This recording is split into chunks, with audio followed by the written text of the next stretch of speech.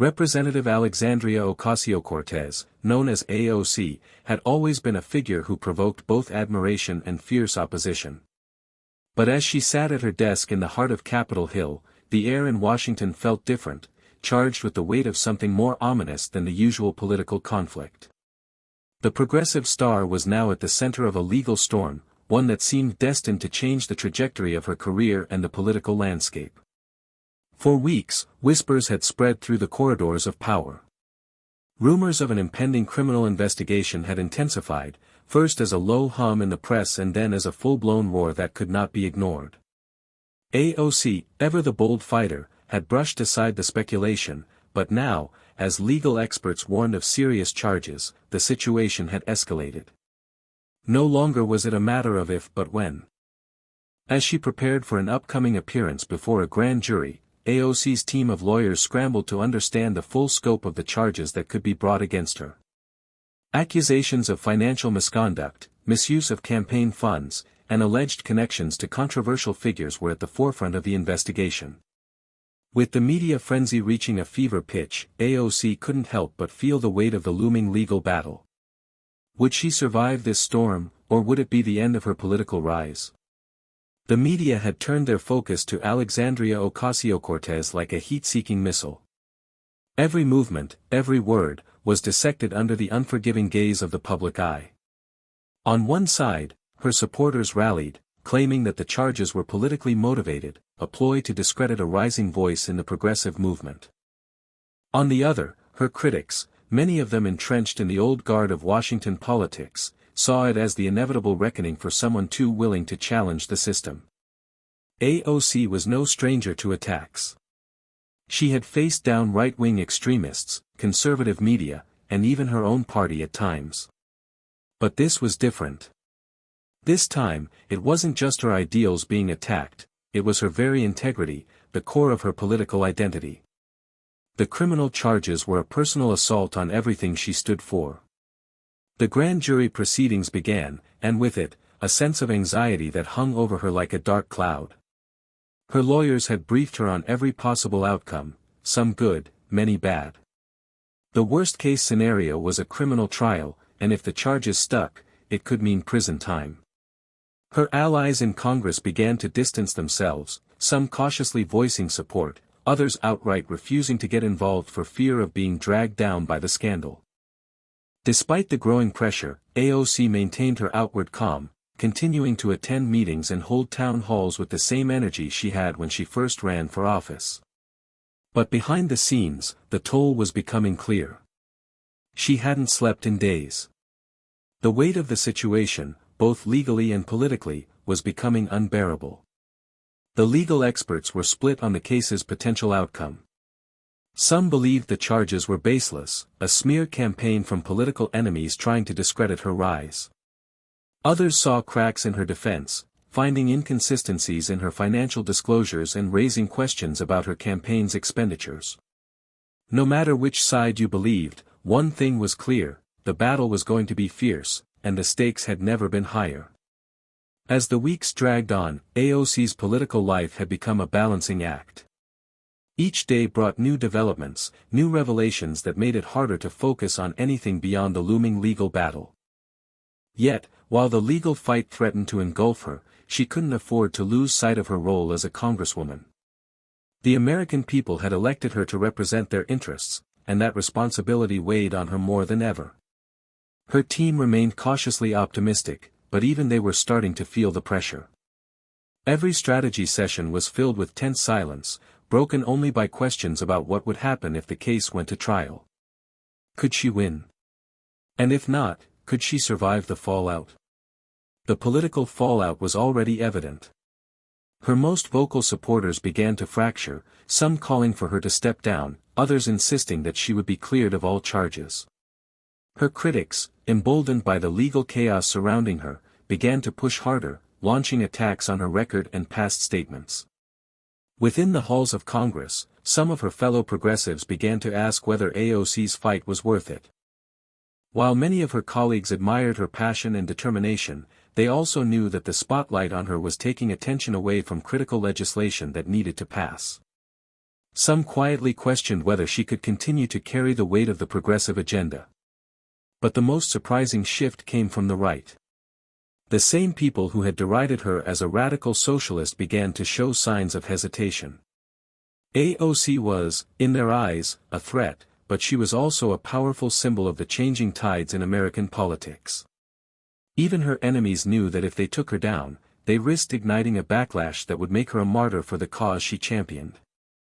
They couldn't help but respect the force that she had become, even if they desperately wanted to undermine it. In the midst of it all, AOC held one final meeting with her core supporters. The room was filled with tension, the weight of uncertainty hanging heavily over them all. But as she addressed the group, she stood tall, a flicker of defiance in her eyes. "I've been through the fire before," she said, her voice unwavering. "This is no different. I'm not backing down." The legal team's strategy was starting to take shape, but with every passing day, it felt like the walls were closing in. AOC's defense centered around one key point: the charges were politically motivated. The right wing had been trying to bring her down since her very first day in office, and now, they were using the full force of the legal system to do just that. But there were cracks in that argument. Despite her passionate defense, the evidence against her was mounting, and the accusations were getting harder to ignore. Financial irregularities that had once seemed minor were now under intense scrutiny. Critics dug deeper into her campaign's financial filings, revealing questionable expenditures and payments that didn't seem to add up.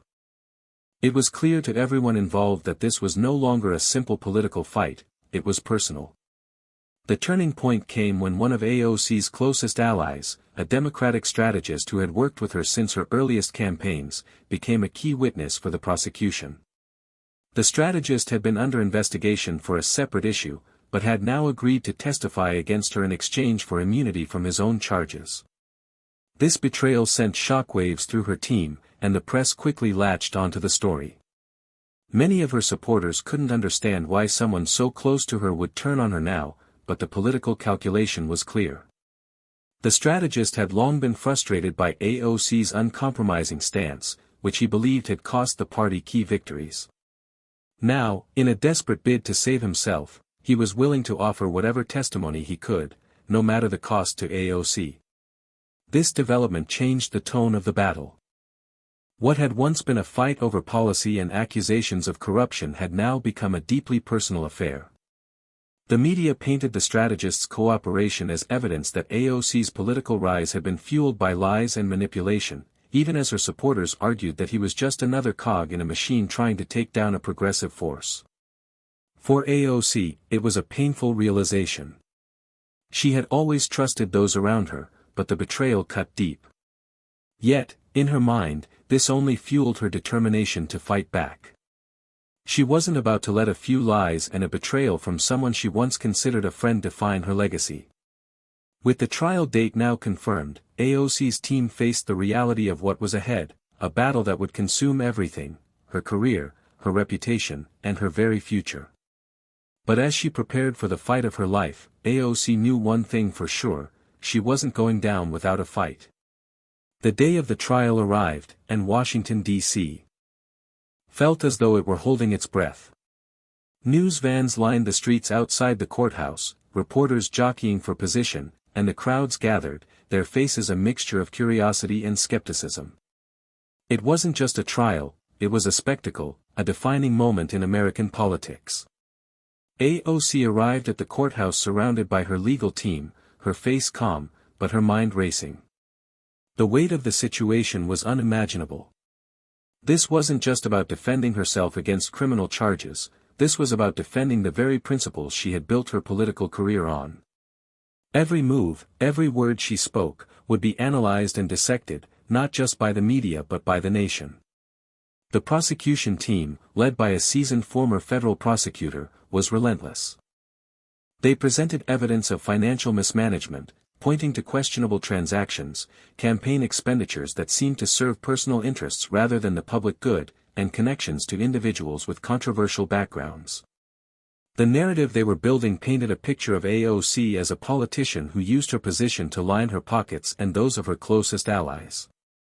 But AOC's defense, led by a team of high-powered attorneys, was equally determined. They argued that the charges were nothing more than an attack on her as a figurehead of the progressive movement. They emphasized the political motivations behind the prosecution, suggesting that the legal system was being used to silence a voice that challenged the establishment. The defense painted the accusations as misunderstandings, with minor clerical errors blown out of proportion by a media eager to tear her down. The courtroom drama unfolded with intensity. AOC sat at the defendant's table, her hands folded in her lap, trying to remain composed. But as the prosecution's star witnesses took the stand, including the strategist who had turned on her, it became clear that the trial was more than just about facts. It was about loyalty, trust, and betrayal. Every testimony felt like a stab to her heart, each revelation twisting the knife deeper. Her allies in Congress, once vocal in their support, now watched from the sidelines. Many had turned their backs, unwilling to be caught in the crossfire of a battle that was proving to be both deeply divisive and deeply personal. Some believed in her innocence, but others questioned whether she had truly been blindsided or whether there was more to the story than she was letting on. Through it all, AOC's resolve never wavered. She spent sleepless nights going over evidence, meeting with her lawyers, and rehearsing her testimony. She knew that, in this trial, nothing could be taken for granted. The stakes were higher than they had ever been before. As the first week of the trial concluded, both sides had laid out their cases. The media coverage had only intensified, with commentators dissecting every piece of evidence and every bit of testimony. The nation was divided, some rooting for AOC, others eager to see her fall. But one thing was certain, the outcome of this trial would have a lasting impact on American politics, shaping the future of progressive movements for years to come. As the trial entered its second week, the atmosphere around AOC became increasingly charged. The weight of the accusations was heavy, but it was the public's growing polarization that seemed to fuel the fire. Every evening news cycle brought new headlines, new sound bites, new ways to twist the narrative in their favor. AOC had become more than just a political figure in this trial, she had become a symbol. A symbol of resistance to the establishment for some, and a representation of everything wrong with politics for others. But despite the growing public spectacle, inside the courtroom, AOC's defense began to gain ground. Her legal team, after hours of painstaking investigation and strategic deliberation, found a hole in the prosecution's case, an oversight in the financial records that had been presented as indisputable evidence. A single line item, buried deep in the campaign's financial disclosures, had been misinterpreted. It wasn't evidence of illegal activity, but rather a clerical error, a mistake that the prosecution had, by their own admission, failed to notice until after it was already presented in court. The revelation sent shockwaves through the courtroom.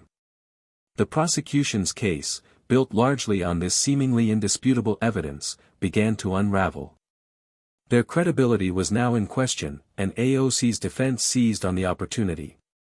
Her attorneys pushed harder, dissecting the key witnesses' testimonies, forcing contradictions and inconsistencies to the surface. The star witness, the strategist who had turned against her, was grilled mercilessly, and his motives were brought into question. The jury, which had seemed detached and skeptical in the early days, now began to show signs of shifting. Yet, the biggest twist came on the fourth day of the second week. AOC herself took the stand. It was an unexpected move. She had been advised to remain quiet, to let her defense do the talking, but AOC had always prided herself on being a fighter. With everything on the line, she needed to confront the allegations head-on. She walked to the stand with a calm but determined demeanor, her gaze steady and unflinching as she faced the jury. Under questioning from her lawyer, AOC recounted the entirety of her political rise, emphasizing the principles of transparency and accountability that had guided her. She talked about her passion for change, her commitment to the people, and the unwavering belief that government should serve the many, not the few. It was a story that resonated with the jury, her authenticity shining through in a sea of political spin and backdoor deals. The prosecution, attempting to undermine her, grilled her over the campaign's finances, asking whether she had knowingly misused funds. AOC's response was measured and firm. She denied any intentional wrongdoing, explaining the discrepancies as honest mistakes, miscommunications, or clerical errors that had been corrected. The audience in the courtroom could feel the tension shift as she answered each question with confidence, refusing to be rattled. By the end of the day, it was clear that AOC's testimony had changed the tone of the trial. The courtroom buzzed with whispers, the prosecution scrambling to reframe its arguments, and the defense poised to make their final move. As AOC left the witness stand, her team gathered around her. Her face was pale, but her eyes were fierce, burning with the drive to see this through to the end. It wasn't over yet, but for the first time in weeks, she felt the faintest glimmer of hope. The tide had turned, but the battle was far from won. The final days of the trial were tense, marked by a quiet anticipation that lingered over the courthouse like a storm cloud waiting to burst. The prosecution had faltered, its once strong case crumbling under cross-examination. The defense had done its job well, exposing the inconsistencies and cracks in the prosecution's narrative, but there was still no guarantee of what the jury would decide. AOC had gone through hell, and now it was up to 12 strangers to determine whether she would walk free or be caught in the whirlwind of scandal and legal ruin. As the closing arguments began, AOC sat quietly at the defendant's table, her hands folded tightly in her lap. The room was electric with tension. The prosecution, determined not to lose their momentum, emphasized that the financial discrepancies, though not as damning as they initially appeared, were part of a larger pattern. They painted AOC as an ambitious young politician who had lost sight of the rules in her race to become a symbol of change. She had allowed her personal and political ambitions to cloud her judgment, and that, in their view, was just as dangerous as any intentional wrongdoing.